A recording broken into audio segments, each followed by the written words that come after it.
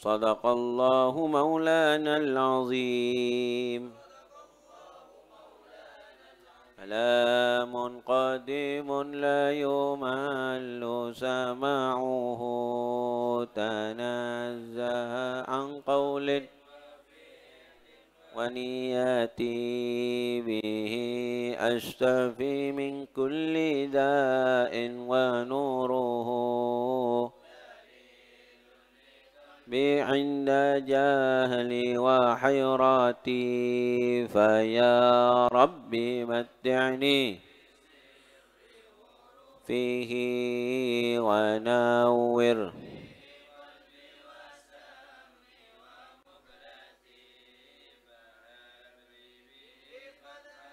علما وحكمة وآنس به يا ربي في القبر وحشتي وصلي وسلم كل يوم وليلة على من به الرحمن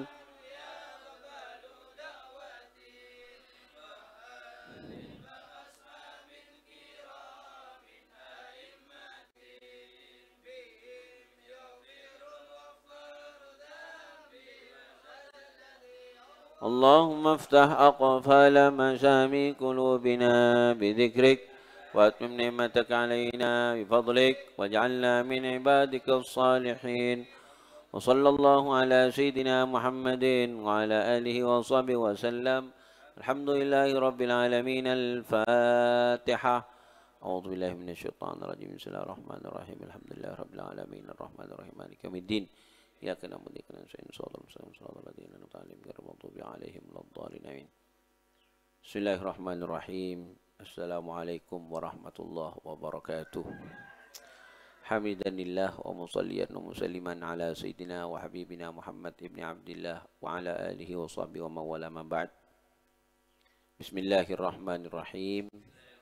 Nawaitu ta'alluma wa ta'lim wa tadhakkura wa tadhkir wa naf'a wal intifa' wal ifadata wal istifadah wal hatha ala tamassuk bi kitabillahi wa sunnati rasulih wa du'a ila al huda wa dalalata ala al khair ibtigha'a wajhillah wa mardatihi wa qurbihi wa sawabih. Nawaina kama nawa salafuna salih. Wa bi sanadil muttasil ila al-imam Abdurrahman Jalaluddin As-Suyuti rahimahullahu ta'ala rahmatal abrar wa adaman Allahumma naf'a bihi wa bi ulumihi fid dharain amin. Detik kat dinto perlu sampai akhir ka perlu tangke cek yan pengajian saya laksanaki semakin yang icuruk sok-sok kadinto aropaki pengajian rutin laksanaki saben ahad pagi biasanya neng compok ampun oleh sapon apa bulan kadinto kita anjang sana dek ka compok-compokan anggota pengajian pernah laksanaki Tanggereng pernah laksanaki neng kamu boleh Jurang Sapeh laksanaki kamu boleh Gunasareh. Oh ya Gunasari ya betul. Dan hari ini dilaksanakan dengan Curug Sok-Sok.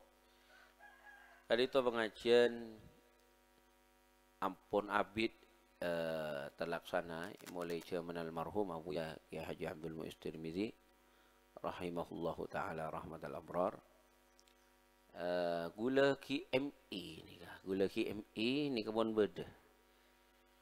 Peserta pertama saya makin ki beda ni kah Pak Karyo.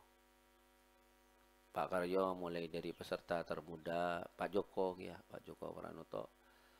Peserta termuda makin di peserta tertua man. Pote kepi jenggun man. Dari awal lah paling seger makin paling lelot. Tapi gue yakin Pak Karyo ni ka bucil ke atas saya saya lelot bucil ke bawah gitu. Beto beles. Mulai timin saya baca kitab Al-Jami'us Shaghir tak tam-hatam tapi banyak pun kitab saya hatamaki nang pengajian gak dinto. Nyaman pengajian gak dinto Mukhtarul Ulum. Mukhtarul Ulum. Mungkin karena kitab saya pertama kali baca neng pengajian Kak Dinto kitab Mukhtarul Ahadis. Otaba karena Masjid Pak Karyo nyaman Al Mukhtar boleh. Hingga Pak Karyo mungkin abri usulan Mukhtar mungkin. Allahu alam walhasil nyaman Mukhtarul Ulum. Kalaban pangarepan matur muka pengajian Kak Dinto senantiasa langgeng istiqamah. Beni berak ken odin gula ajunan tapi nalekan nabaaban ni kapon ngadep ke Allah Taala mantar muka nak potoh nerosakin na pengajian ni ka ila yaumil qiyamah amin ya rabbal alamin. Pas juga sudah dihatamkan di majelis ini Bulughul Maram. Ingat Pak Kadiogi? Bulughul Maram. Terus apa lagi? Iklil, ya iklil gula ki nora. Iklil ni kayak waktu naki Aliyah gula nora. Makin sampai beliau sebung umur Al-Jami' As-Shaghir Kak Dinto kita hatam dan kita lanjutkan sampai sekarang belum hatam. Tapi insyaallah sudah kurang sedikit. Insyaallah kita beralih ke kitab yang lain. Taib semakin sampai ke hadis yang ke 9319. Ya, 9318 apa 19? Ya, tak kira 111 ya. 111. Apa? Oh, mim. Oh, no ni. Ah? Man? Yalle bande jong. Man yakun fi hajati akhihi yakunillahu fi hajatihi. Ya. Taib. Qala Rasulullah sallallahu alaihi wasallam man yakun siapa yang ada siapa man fi hajati akhihi dalam kebutuhan saudaranya yakunillahu fi hajatihi maka ada siapa Allah di dalam kebutuhannya. Artinya sera orang si abento manusia maka bekal ebento bareng Gusti Allah. Ini ya kawan bukan berarti Allah Ta'ala kemudian menjelma lalu membantu manusia yang suka membantu itu. Tapi dengan caranya Allah. Jadi antaranya orang seketeh abentoan tentang kena akhir tentang kena ketegi ya kangku ya bento. Dan debuna kanjeng Nabi dalam hadis lain kama tadinu tudan sebagaimana kau berhutang akan dihutangi. Ya mun ala tak bener ketangkena bekal kalau tak bener dia bertentang kena terbaliknya. Kalau kita itu berbuat baik kepada tetangga maka tetangga akan berbuat baik kita juga kepada kita. Taib. Man amila yujza bihi. Siapa yang beramal maka dia akan dibalas dengannya. Taib. Maka saya sering menyampaikan kepada santri-santri, jong baan jong mun aromasa tetangkeun mata nyaman ke baan. Jangan salahkan kecuali diri kamu. Kenapa kamu itu sampai tetangganya zalim kepada kamu? Tak kira manusia pasti zalimi begitu aja ya kawan tak kira. Nah, maka saya berkesimpulan kebahagiaan kita dengan tetangga itu sebetulnya kita sendiri yang menciptakan. Sebaliknya ketidakbahagiaan kita, persoalan kita dengan tetangga kita sendiri yang menciptakan. Tak kira menoreng bagus, mon kajegon, sergep, sering seneng abantu tetanggana. Pas tak senengi bareng tetanggana, lah gak mungkin. Tak kesenangi bertanggana, apa berarti kelakuan tak pati bener. Jadi harus introspeksi ya. Kalau kita kemudian tidak disukai oleh tetangga, karena seperti yang disabdakan oleh Nabi di sini, man yakun fi hajati akhihi yakunillahu fi hajatihi. Siapa yang senang membantu tetangganya, saudaranya, maka akan dibantu oleh Allah Ta'ala. Yakni melalui perantara makhluk Allah, perantara manusia. Baik. lah tak nyaman doa. Engkau se apa lo harua tak le mule di gedung ding dina. Akhirnya tinggal lo TV masyarakat, masya Allah, orang seminggu standby sudah yang mau jadi gedung. Ini bengkona aben karena ini tuan rumah, mun deti gedung sergep, mun deti gedung bejeng. Akhirnya orang lain juga memperlakukan dia seperti itu. Allahumma shalli ala Muhammad. Allahumma shalli ala Muhammad. Ada beberapa anak santri ya. Tak kira ngambil telo pesantren. Dari bedion ngale ke koncer. Dari koncer karena ini ngale boleh ke Sokorojo. Taib. Setelah ditelusuri kenapa? Karena ada masalah dengan teman-temannya. Mun beda masalah bijakan jana tak kira ngambil telo pesantren benikan jana saya masalah. Bentibi si masakat. Taib. Jadi yang introspeksi bukan pondoknya, dianya mata kering ngambil telo pesantren. Taib. Demikian juga kita ketika bertetangga.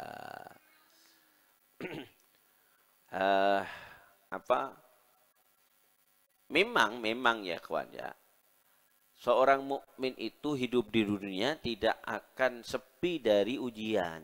Baik ujian itu datangnya dari Allah langsung atau dari Allah melalui perantara tetangga. Tapi umpamanya pas tak kesenangi mayoritas tetangga kita, ini harus muhasabah kita. Mak mas bisa kebanyakan dari tetangga tak seneng kabe.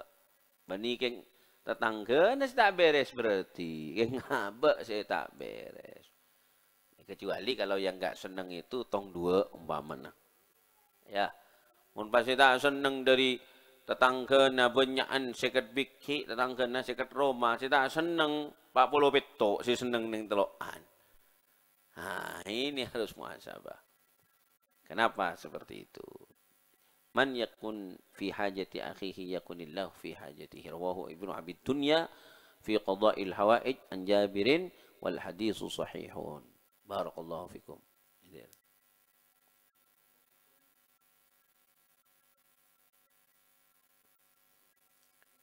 Mina.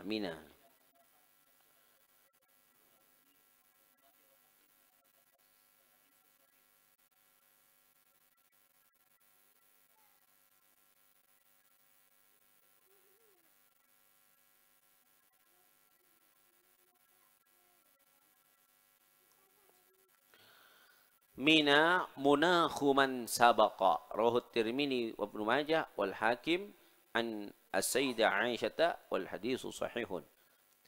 Mina lokasi yang yang sudah ditentukan oleh Allah melalui Rasulullah. Jadi Mina itu ada batas-batasnya, sudah ditentukan oleh Nabi sendiri. Munah itu tempat mun ontah ota beceren, tempat pemangkeren. Tempat apa ya? Pemangkeren. Tempat mengikat ya, tempat mengikatnya tunggangan itu munah.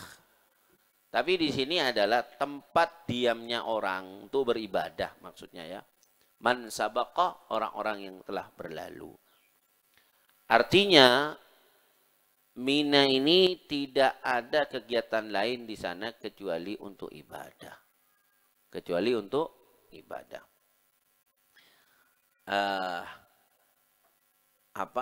Menurut mazhab Maliki, mabit di Mina itu hukumnya sunnah. Tapi menurut kita wajib.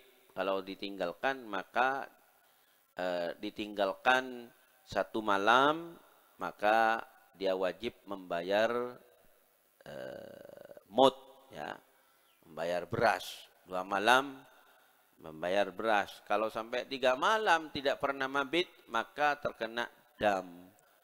Ya, ini menyembelih kambing. Menyembelih kambing. Kalau mazhab Maliki sunnah, nggak ada masalah meskipun nggak mabit di Mina. Makanya beberapa tahun yang lalu ya, sekitar tahun 2016 itu saya mewakili As-Sofwa untuk menyampaikan pandangan-pandangan as-sofwa dalam seminar. Seminar yang datang itu Masya Allah orang-orang besar. Di antaranya Abdul Muqsid Ghazali itu yang alim, yang paling alim yang datang waktu itu. Kemudian Prof siapa itu yang punya gagasan bulan haji diperpanjang, Pak? Masdar Farid Mas'udi. Ya, Profesor Dr. Masdar Farid Mas'udi. Yang diundang Abi Yahya. Ya, Abi Yahya kalau untuk diskusi-diskusi begitu, untuk abal debat-debat begini, nggak bakal datang beliau. Lalu diwakilkan. Ke saya lagi mewakili as-sofwa. Oh, bahaya ini. Mewakili as-sofwa. Lalu ini Masdar Farid Mas'udi mengusulkan agar bulan haji itu bukan hanya Dzulhijjah. Tapi bisa Dzulhijjah, bisa Syawal, bisa Dzulqa'dah. Terus sepanjang tahun ini bisa haji. Kenapa dia sampai mengusulkan gagasan seperti itu? Untuk mengurangi penumpukan manusia, para jamaah haji. Karena beberapa kali terjadi insiden menelan korban. Sehingga beliau mengusulkan agar bulan haji itu tidak hanya di Dzulhijjah. Tidak hanya 9, 10, 11, 12, 13 Dzulhijjah. Jadi haji itu hanya 5 hari. 9, 10, 11, 12. Kalau nafar awal 12 udah selesai. 4 hari berarti. Kemudian kalau nafar tsani sampai 15 selesai. Taib. Sampai apa? 13 selesai. Nah, karena sempitnya waktu ini yang membuat beberapa kali terjadi insiden. Baik di Muzdalifah, ataupun di Mina, ataupun di tawaf ifadahnya di Masjidil Haram. Karena betulnya sempit.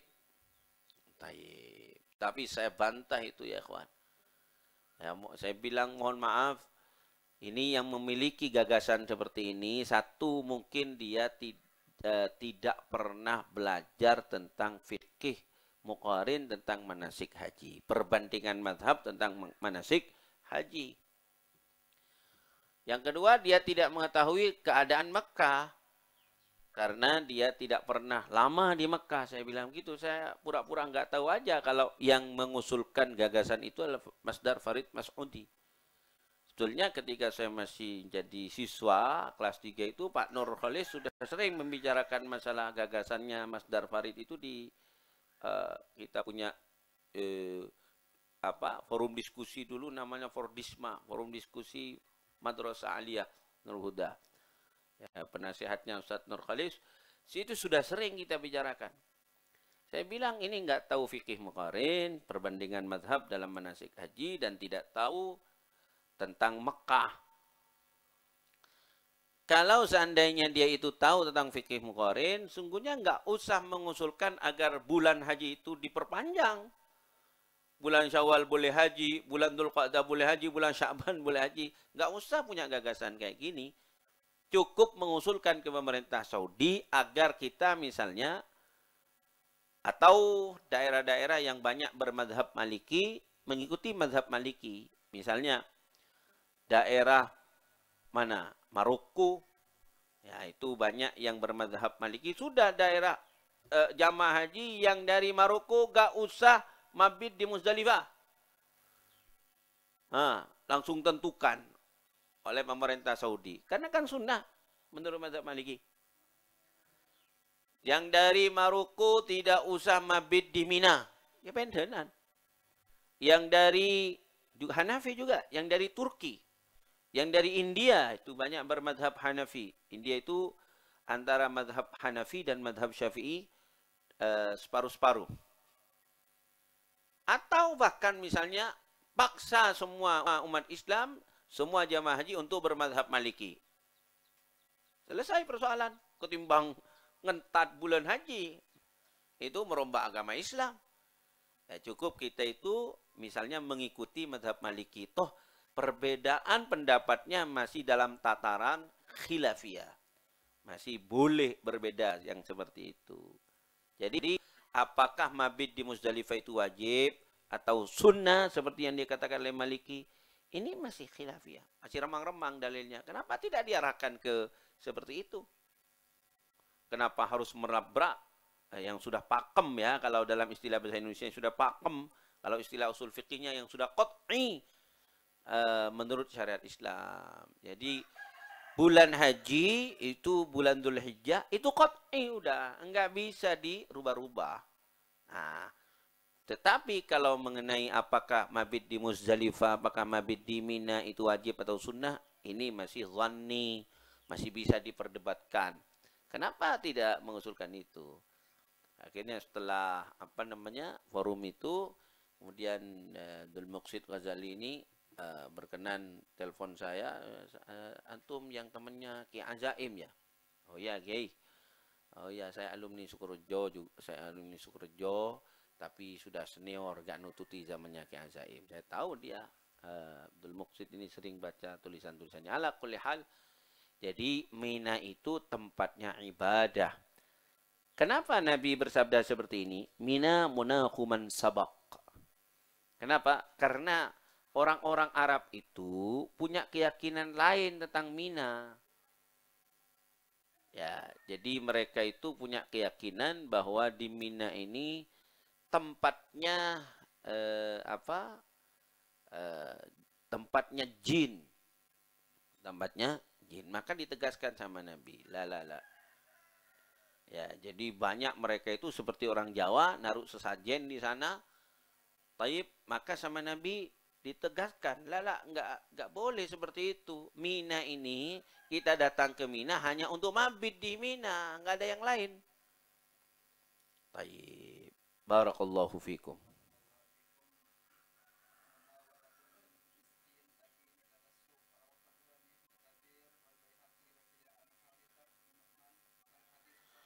Munawalatul miskin, membantu orang miskin. Taqi, itu menyelamatkan mitatasu, mati dalam keadaan su'ul khatimah. Baik. Jadi bersedekah kepada orang miskin. Ada miskin, ada fakir. Apa bedanya fakir dan miskin? Kalau miskin itu dia punya pekerjaan, tetapi hasil bayarannya, hasil uangnya tidak mencukupi untuk memenuhi kebutuhannya sehari-hari. Misalnya kebutuhannya sehari-hari 50.000. Ini orang punya pekerjaan, bejerna berempah segami ibu. Ini miskin namanya. Punya pekerjaan, namun pekerjaannya tidak bisa mencukupi kebutuhannya sehari-hari. Nyaman miskin. Mun fakir, lebih parah boleh. Kalau fakir itu adalah orang yang nggak punya pekerjaan. Tapi dan tidak bisa mencukupi kebutuhannya sehari. Ada orang tandi lako, tapi leberi sendiri dari rentuan nah. Tandi lako sabe 17 hektar. Ya, tandi lako, palako sabe nah, tapi ben 3 bulan panen langsung jeblek 70 juta. Ini bukan fakir. Ya, monggo fakir. Oh, fakir ban. Iya, kok tandi lako. Iya, tandi lako 17 hektar apa? Jadi fakir itu enggak punya pekerjaan dan tidak bisa mencukupi kebutuhannya sehari-hari. Nah, orang yang membantu bersedekah kepada orang miskin, apalagi orang fakir, ini bisa mencegah daripada su'ul khatimah. Taib. Dan ini juga perlu diterangkan mengenai masalah su'ul khatimah dan husnul khatimah. Taib ya kawan. Yang dinamakan husnul khatimah itu bukan berarti perak mati bejeng, yang mati bejeng husnul khatimah, mati mau kerja Quran husnul khatimah. Tapi bukan hanya terbatas kepada yang seperti itu. Orang tepa alakoh nyari kasap kangkui anak binina mate. Nah, husnul khatimah. Pokoknya mati dalam kebaikan. Husnul khatimah. Dan ingat-ingat ya kawan. Nabi mengatakan, saufa yamutul mar'u ala ma'asya alaih. Orang itu akan dimatikan, akan dicabut nyawanya oleh Allah Ta'ala menurut kebiasaannya setiap hari.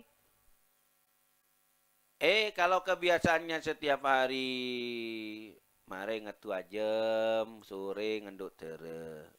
malam makan itu bu sobu mare sobu mandi jema firng tere. Nah terus kayak ya sudah bakal mati dalam keadaan seperti itu. Baik. Bada orang ya Allah mantar mukap tinai pamatin dalam kebadan bejeng. Tapi tak bejeng tak apa. Bejeng pada Jumat sekalian. Pen minggu. Bangun cak mantar muka sobu ngomong dalam kebadan bejeng. Ya kemana situ? Ya, nggak bisa itu. Jadi, saufa yamutul mar'u ala ma asya'ilai. Ya. Abuya Kiai Haji Abdul Mu'izz Tirmidzi, beliau mengatakan, "Cong tu aki sengkok manter mati yang dalam keadaan ngajar." Ngajar beliau. Ya. Bahkan beliau sering menegaskan itu, nggak tahu kalau kantum enggak. Saya pernah beliau mendengar beliau mengatakan, "Engkau jak tu akih matni dalam keadaan bejeng jong." Ya, itu karena kalau kita meninggal dalam keadaan sholat, misalnya, sholatnya kan belum terlanjutkan, berarti kita mati dalam keadaan belum melaksanakan sholat itu. Tapi itu husnul khatimah termasuk ya. Ya, rakaat pertama mati. Berarti kan belum selesai sholatnya, berarti masih kita meninggal dalam keadaan punya tanggungan sholat. Maka beliau sangat tepat sekali. Ya Allah, wafatkan aku dalam keadaan mengajar. Ya, dalam keadaan mengajar. Tu aking kok jong matiin dalam keadaan apa jeng, tapi tu aking kok termuka matiin dalam keadaan ngajar. Akhirnya ya makbul ya, mustajab doa beliau. Akhirnya beliau wafat dalam keadaan mau ngajar simposium apa Pak? Pendidikan atau apa? Jaringan Pendidikan Nasional itu simposium di Gresik. Belum pulang beliau ya stroke di Gresik dan dirawat beberapa hari di Gresik, kemudian dipindahkan ke Jember, belum sempat pulang ke koncer, beliau meninggal. Tayyib. Saufa yamutul mar'u ala ma'asya alaih. Itu yang pertama. Yang kedua, kenapa beliau itu mengatakan tuaking kok manturmu kematian dalam keadaan ngajar? Karena ngajar itu al khairul muta'addi. Kebaikan yang nular kepada orang lain. Mun bejeng itu namanya al khairul lazim. Kebaikan yang tak berdampak kepada orang lain.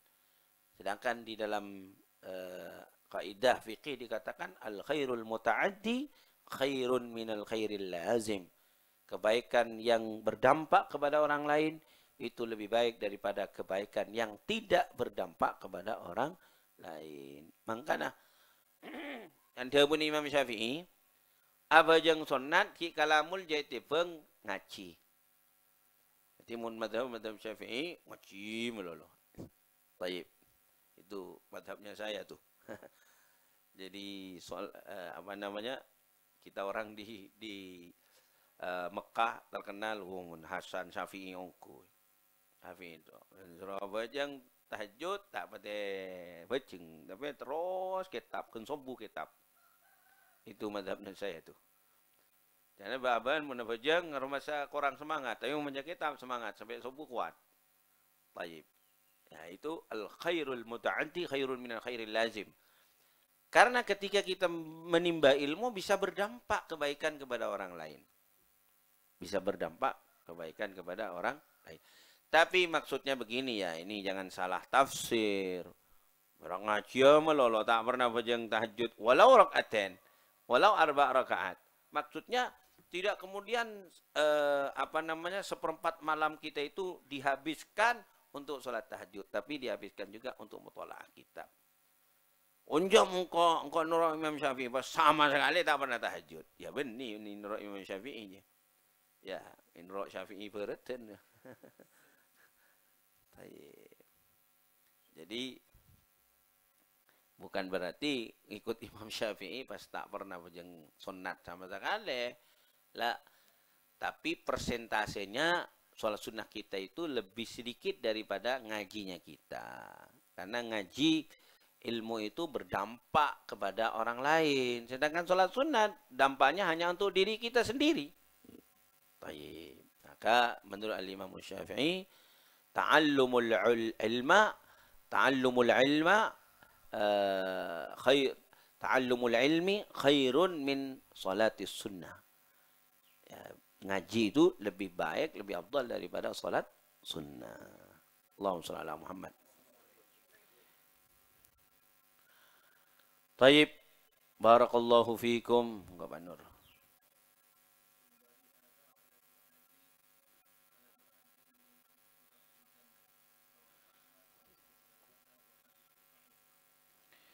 Taib. Mimbari hadza, mimbarku ini ala tur'atin, atas bagian min tura'il jannah, daripada beberapa bagian surga. Taib. Jadi dalam hadis yang lain Nabi bersabda, ma baina baiti wa mimbari raudhatun min riyadil jannah. Antara rumahku dan antara mimbarku itu adalah taman di antara taman surga. Ya, Abu Yazid Muhammad Al-Maliki mengatakan, sesuai dengan beberapa hadis-hadis yang lain termasuk ini, mimbari ala hadza ala tur'atin min tura'il jannah. Beliau mengatakan di dalam kitab Allahumma shalli ala Muhammad,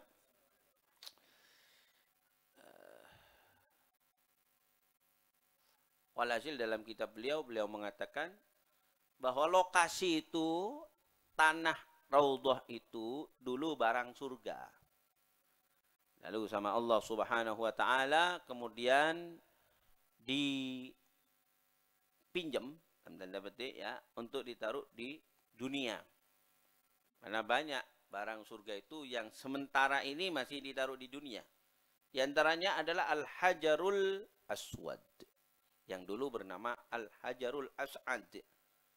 Jadi dulu Hajar Aswad itu bukan Hajar Aswad, tapi Hajar As'ad. Batu yang membahagiakan. Karena kalau kita mencium batu itu, maka batu itu akan menyaksikan kepada kita untuk ada mensyafaati kepada kita untuk masuk surga.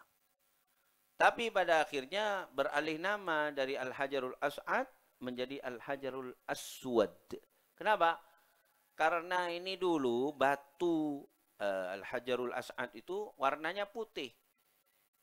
Ya, warnanya putih. Ada yang bilang al-abyad mislal laban, seperti susu.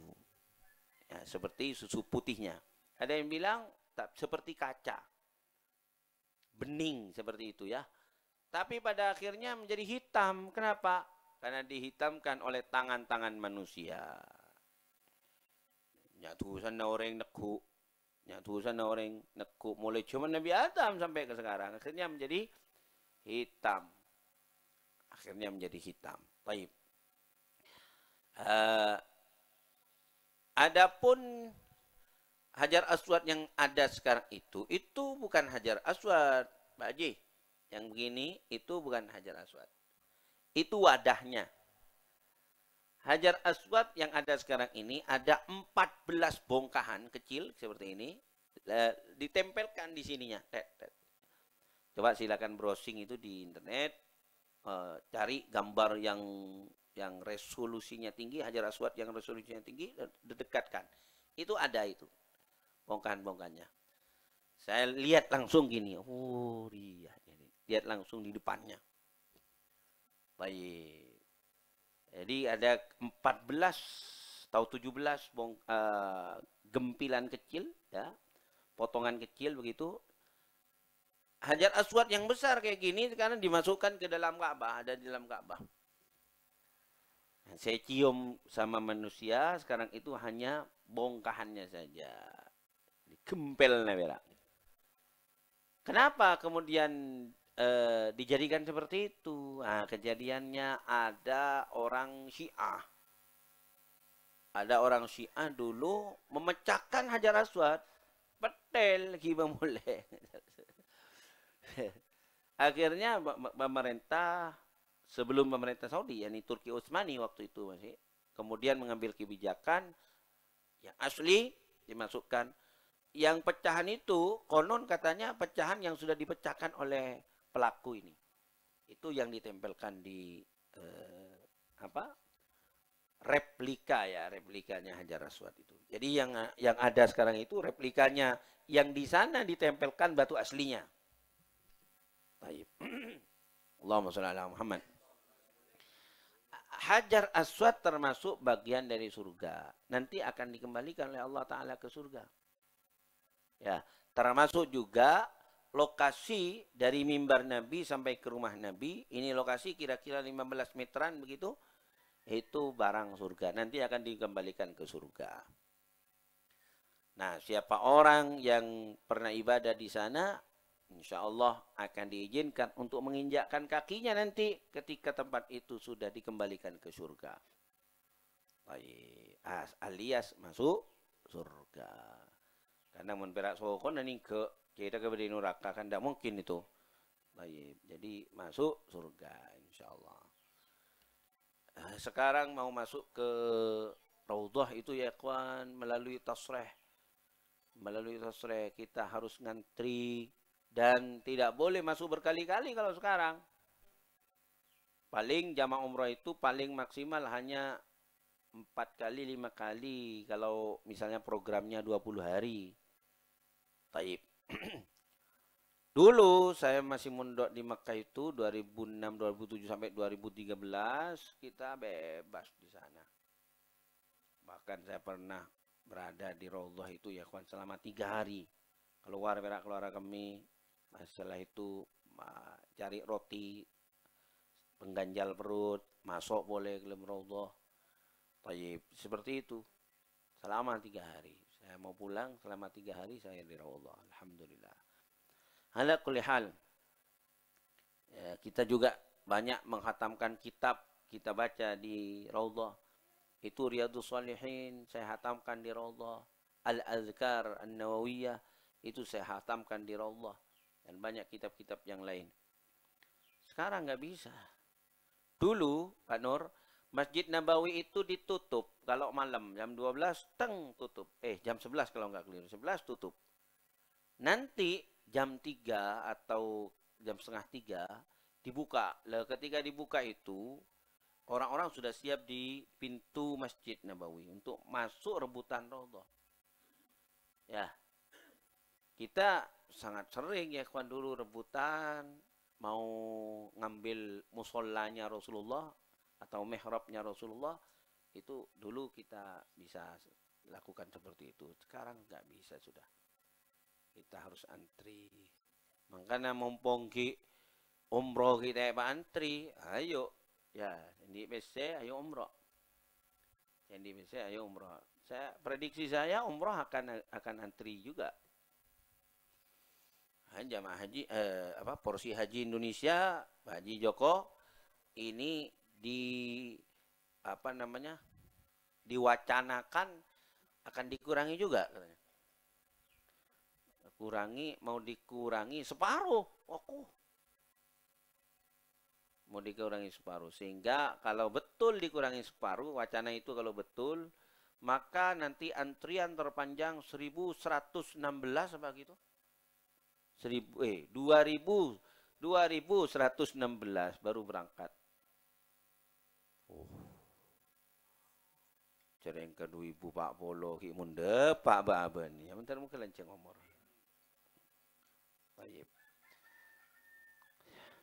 Jadi mimbarnya Rasulullah itu merupakan bagian dari bagian surga. Allahumma shalli ala Muhammad. Ulama berbeda pendapat mengenai masalah letak Raudhah, dan ini sudah pernah saya terangkan ya di koncer pakai papan dulu. Ini misalnya di sini ya mimbar Rasulullah di sini. Ini misalnya mimbar Rasulullah dan ini sini misalnya delima Kanjeng Nabi. Nah, apakah ini begini atau begini? Seret. Jadi persegi 4 panjang begitu. Ini atau apa ini namanya, Pak? Segitiga. Raudhah itu segitiga atau persegi 4? Ini beda pendapat ulama. Jadi ini kan dalam Kanjeng Nabi sampai sini misalnya, apakah seret begitu? Terus ini begini, garis ini Raudhah atau truk sini. ke sini. Ini beda pendapat ulama. Ada yang menyatakan segitiga. Ada yang menyatakan enggak begini, persegi 4. Maka dari itu supaya jamaah Mukhtarul Ulum ini lepas dari ikhtilaful ulama, kalau ke Raudhah, lah wilayah salatlah di wilayah yang tidak terjadi khilaf ini. Ya, diantaranya itu Ustuwana As-Sayyidah Aisyah. Ustuwana At-Taubah. Ada. Ustuwana itu tiang. Ada tulisannya nanti. Ustuwana As-Sayyidah Aisyah. Ustuwana Taubah. Itu keluar dari persoalan yang diperselisihkan oleh ulama. Apakah itu lokasi Raudhah atau bukan. Jangan di bawah tempat adzan. Itu saya lihat Ilyas sering dia sholat di bawah tempat adzan. Tempat adzan di Masjid Nabawi. Itu menurut sebagian ulama bukan Raudhah, tapi sebagian ulama mengatakan itu masih Raudhah. Ya, supaya tidak masuk kepada lokasi yang diperselisihkan oleh ulama, maka ke sini, di sini nih. Ya, sehingga tidak masuk lokasi yang diperselisihkan. Nah, kalau di sini ini yang tempat adzan di sini. Ini yang diperselisihkan.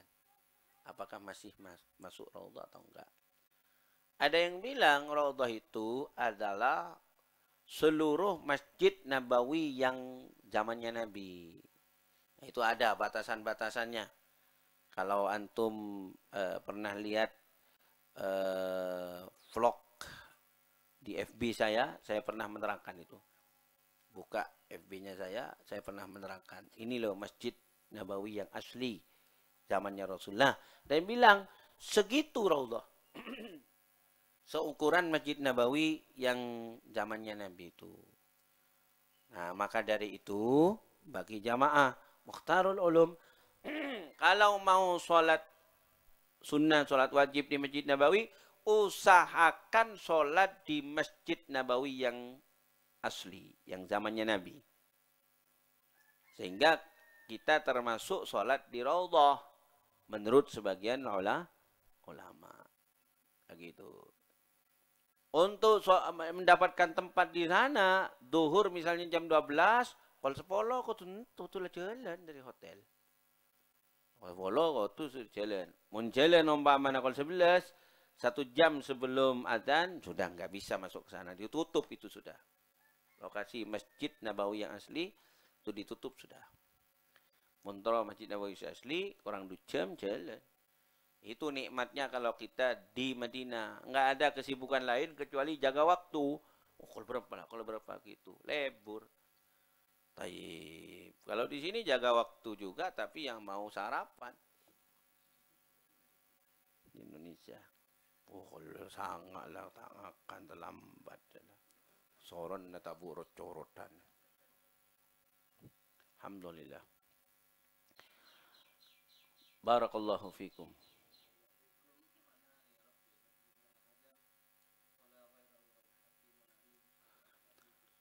Mana'ani Rabbi, mencegah kepadaku siapa Tuhanku an azlima, untuk aku menzalimi muahadan, orang kafir yang berjanji untuk taat kepada undang-undang negara Islam.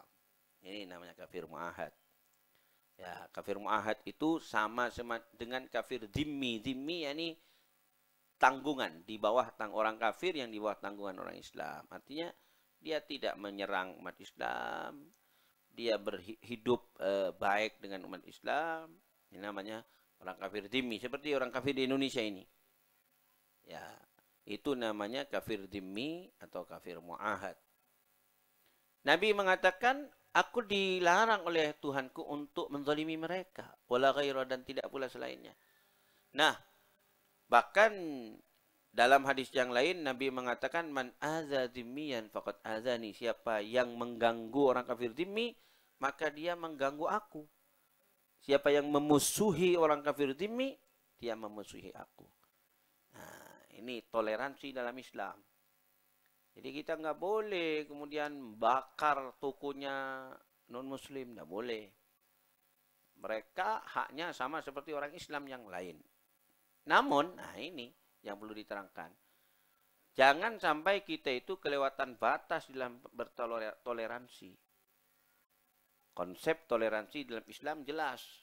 Ada surat namanya Al-Kafirun. Allah Ta'ala mengatakan, Qul ya ayyuhal kafirun. La a'budu ma ta'budun. Wala antum a'biduna ma a'budu. Wala ana a'bidu ma a'badtum. Wala antum a'biduna ma a'bud. Lakum din. Waliyadin. Ini konsep toleransi. Enggak benar kalau kemudian ada orang tahlilan di gereja dengan dalih toleransi. Enggak benar kalau kemudian ada orang non-muslim masuk ke masjid untuk mengikuti sholat Jumat. Tidak usah. Toleransi ya sudah ya non-muslim.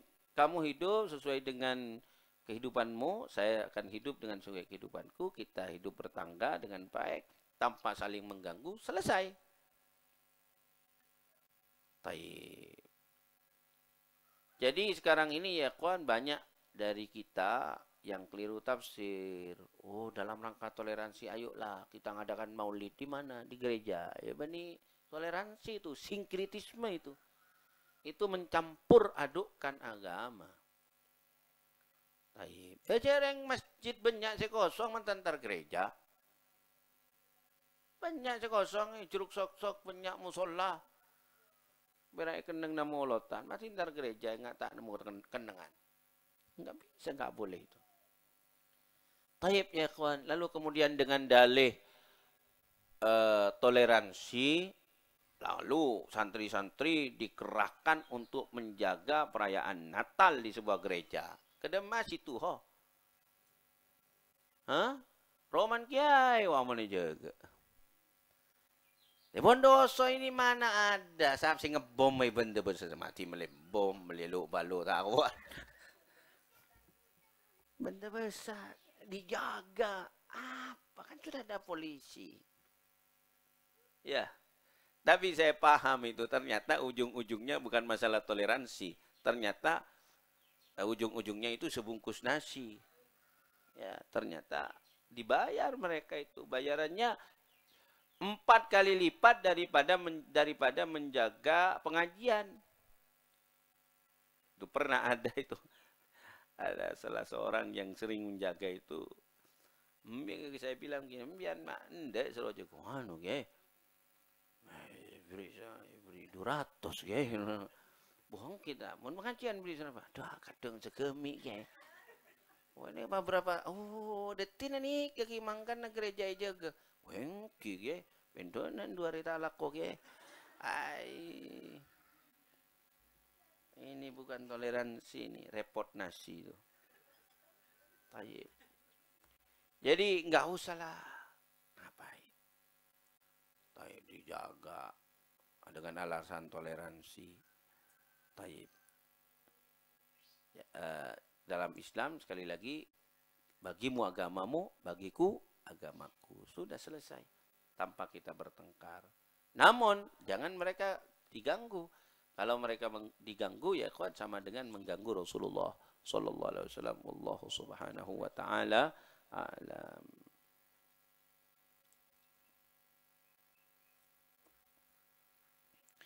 Kita tahlil singkat untuk ibunya Kustir.